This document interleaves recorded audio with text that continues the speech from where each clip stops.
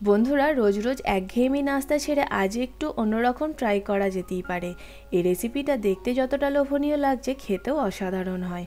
আর বাচ্চাদের স্কুলের টিফিনের জন্য এটি একটি ইউনিক রেসিপি এবং এই রেসিপিটি খুব ঝটপট তৈরি হয়ে যায়। তো চলুন বন্ধুরা, আজকের রেসিপি শুরু করা যাক। এই রেসিপিটি বানানোর জন্য প্রথমে একটি বলে নিয়ে নিচ্ছি 1.5 বাটি আটা। আমি এখানে 1.5 বাটি আটা নিয়ে নিচ্ছি এবং দিয়ে দিচ্ছি অল্প পরিমাণ লবণ। বন্ধুরা, আমি এই আটাটা মাখবো না, জাস্ট অল্প অল্প জল মিশিয়ে একটা মিডিয়াম ঘনত্বের ব্যাটার তৈরি করে নেব। যারা আটা মাখতে পারেন না তাদের জন্য এই রেসিপিটি বানাতে খুবই সুবিধা হবে। তো বন্ধুরা, খুব ভালোভাবে এটা মিশিয়ে আমি একটা মিডিয়াম ঘনত্বের ব্যাটার তৈরি করে নেব।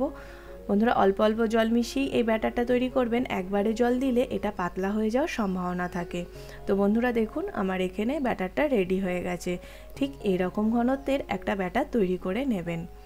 তো আমি এখন এই ব্যাটারটাকে সাইডে রেখে দিচ্ছি এবং একটি বাটির মধ্যে নিয়ে নিচ্ছি খুব অল্প পরিমাণ পেঁয়াজ কুচি আর নিচ্ছি অল্প পরিমাণ কাঁচা লঙ্কা কুচি। আপনারা যে পরিমাণ ঝাল খাবেন সেই পরিমাণ কাঁচা লঙ্কা দেবেন। দিচ্ছি একটা ডিম, আমি একটা ডিম এখানে ফাটিয়ে দিয়ে দিচ্ছি। আর দিচ্ছি অল্প পরিমাণ চাট মশলা, চাট মশলাটা দিলে খেতে ভালো লাগে। আর দিচ্ছি সামান্য পরিমাণ লবণ দিয়ে এই ডিমটা আমি ফেটিয়ে নেব। খুব ভালোভাবে ফেটিয়ে নিতে হবে। আর আপনাদের বাড়িতে যদি চাট মশলা না থাকে আপনারা দেবেন না, কোনো অসুবিধা নেই। তো খুব ভালোভাবে এই ডিমটা ফেটিয়ে নিচ্ছি এবং ডিমটা ফেটানো হয়ে গেছে। এবার এটাকে আমি সাইডে রেখে দিচ্ছি। এবার একটা তাওয়া নিয়ে নিয়েছি, তাওয়ার মধ্যে অল্প পরিমাণ অয়েল ব্রাশ করে নিচ্ছি। আমি এখানে রিফাইন্ড অয়েল ব্রাশ করছি, আপনারা যে কোনো কুকিং অয়েল ইউজ করতে পারেন। এবং যে ব্যাটারটা তৈরি করে রেখেছিলাম সেই ব্যাটারটা অল্প পরিমাণ দিয়ে এইভাবে হালকা করে চামচের উল্টো পিঠে প্রেস করি এটাকে স্প্রেড করে দিচ্ছি। যারা রুটি বেলতে পারেন না তাদের জন্য এই রেসিপিটি খুবই ইজি হবে। তো এখানে আমার রুটিটা বানাতে খুব বেশি টাইম লাগবে না, 1.5 থেকে 2 মিনিটের মধ্যেই একটি রুটি তৈরি হয়ে যায়। তাই এই রেসিপিটি খুবই ঝটপট তৈরি হয়। দেখুন বন্ধুরা, রুটিটার এক পাশটা ভাজা হয়ে গেছে। এবার আমি এই রুটিটাকে উল্টে দিচ্ছি।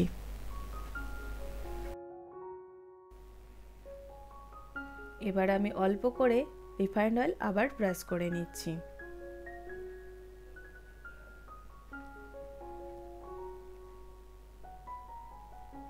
তো বন্ধুরা, এইভাবে উল্টে পাল্টে আমি রুটিটাকে ভেজে নেব।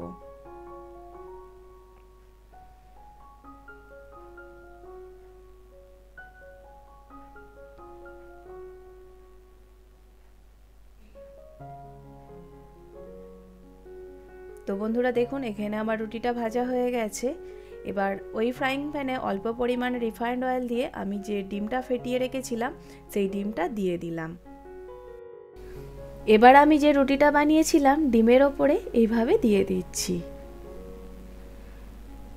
এবার আমি এই ডিম আর রুটির মধ্যে এইভাবে একটু চেপে চেপে দিচ্ছি যাতে ডিমটা রুটির সাথে আটকে যায়।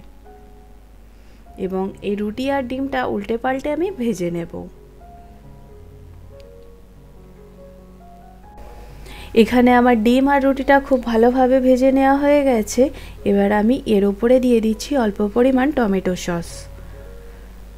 খুব ভালোভাবে চাড়িয়ে টমেটো সসটা লাগিয়ে দিচ্ছি।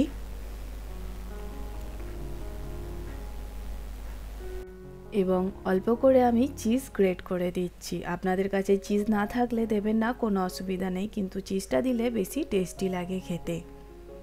তো আমি এখানে চিজটা গ্রেট করে দিয়ে দিচ্ছি।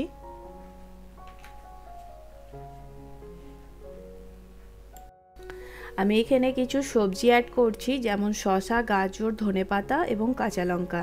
আপনারা যদি বাচ্চাদের জন্য বানান তো কাঁচা লঙ্কা দেবেন না। এবং আবারও ওপর থেকে একটু টমেটো সস অ্যাড করে দিচ্ছি।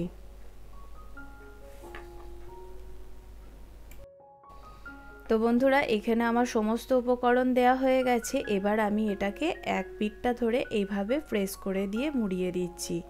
বন্ধুরা, এই নাস্তাটি আমি রোলের মতো বানাবো, তাই এক দিকটা এভাবে চাপ দিয়ে ফোল্ড করে নিলাম এবং অপর দিকটাও এইভাবে প্রেস করে ফোল্ড করে নিলাম। দেখুন বন্ধুরা, একটা রোলের শেপে তৈরি হয়ে গেছে এবং এখানে আমার নাস্তাটি রেডি হয়ে গেছে।